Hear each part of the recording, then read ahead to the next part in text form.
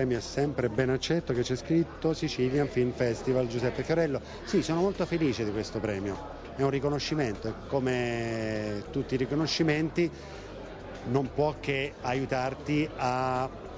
crescere e a farti capire che non stai scherzando, che racconti delle storie che arrivano al cuore delle persone e quindi è un mestiere serio il nostro, non è solo intrattenimento, almeno quello che faccio io lo faccio sempre con l'idea non solo di intrattenere, ma di raccontare storie che hanno in qualche modo a che fare con l'impegno civile, con l'impegno sociale o con personaggi storici, ma devono avere qualcosa al di là dell'intrattenimento, qualcos'altro.